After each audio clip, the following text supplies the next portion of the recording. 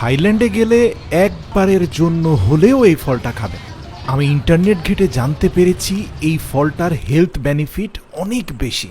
এটা সরাসরি আমাদের শরীরের হাই ব্লাড কোলেস্টেরল লেভেলকে নিয়ন্ত্রণ করে, এছাড়া শরীরের ভেতরে থাকা যে কোনো ইনফ্ল্যামেশনকে রিডিউস করে।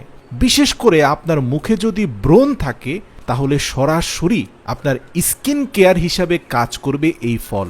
সেক্ষেত্রে এই ফলটা খাওয়ার পাশাপাশি এটাকে হাত দিয়ে স্ম্যাশ করে আপনার মুখে লাগাবেন। গবেষণায় উঠে এসেছে এই ফলটা খেলে মানুষ ডায়রিয়ার হাত থেকে অথবা যে কোনো পেটের অসুখের পীড়া থেকে বেঁচে যায়। একে থাইল্যান্ডের লোটাস ফ্রুট বলা হয়, অর্থাৎ আমাদের দেশের পদ্ম পাতার মতোই একটা জাত।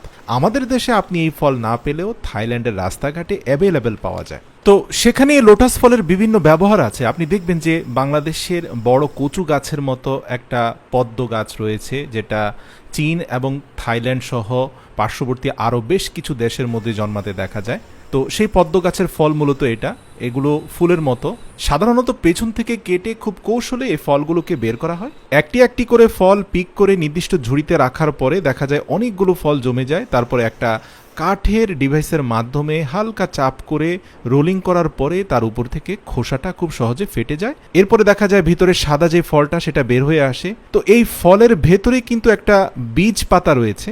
এখানকার থাইল্যান্ডের নারীরা সেই বীজ পাতাগুলো খুব কৌশলে সেখান থেকে বের করে সেই পদ্ম ফলগুলোকে রোদে শুকিয়ে কাচের জারে সংরক্ষণ করে, এবং মানুষজন হেলথ বেনিফিট আছে বলেই এগুলো বিভিন্ন বাজার থেকে কিনে নিয়ে যায়। এছাড়াও থাইল্যান্ডে এই ফলগুলো আরও বিভিন্নভাবে খাওয়া হয়, যেমন লিচু বা রামবুটানের ভেতর থেকে বীজগুলোকে সরিয়ে দিয়ে তার ভিতরে লোটাস ফ্রুট ঢুকিয়ে চমৎকার একটা মিক্সড ফ্রুট বানিয়ে সেটাকে আবার বাজারে বিক্রি করা হয়। এটাও খুব জনপ্রিয়। থাইল্যান্ড একটা বিচিত্র দেশ।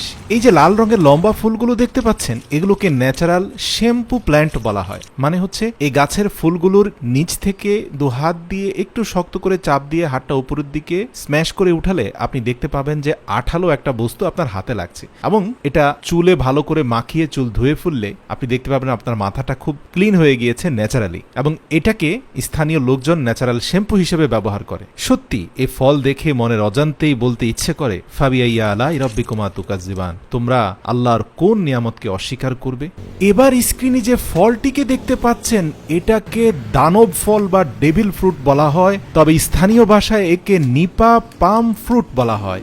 অসম্ভব মজাদার মিষ্টি স্বাদের একটা ফল। ভাবছেন রুক্ষ শুকনো, এটা আবার মজাদার সুস্বাদু জুসি হয় কি করে, ঠিক না? প্রিয় দর্শক, আপনি দেখতে পাচ্ছেন লোকটা এটাকে মধ্যখান থেকে ফাটাচ্ছে, আর এটা ফাটানোর পরে ভেতরে আপনি দেখতে পারবেন যে ডাবের শ্বাসের মতো স্বচ্ছ নরম থকথকে জেলির মতো অত্যন্ত মিষ্টি স্বাদের রসালো জেলি বের হয়ে আসবে, যেটা অনেকটা লিচুর মতো মিষ্টি স্বাদের হয়। এটার শেল অনেক ভারী হওয়ায় অনেক স্ট্রিট ভেন্ডররা একটা হ্যান্ডেল চাপাতি দিয়ে চাপ দিয়ে দিয়ে এই নিপা পাম ট্রির শেলগুলোকে দ্বিখণ্ডিত করেন, এবং ভেতর থেকে জেলটাকে বের করে বরফ মিশিয়ে তা আপনাকে পরিবেশন করা হবে। সুযোগ হলে অবশ্যই এই ফলটা একবারের জন্য খেয়ে নেবেন। মনের অজান্তে বলবেন, তোমরা আল্লাহর কোন নিয়ামতকে অস্বীকার করবে।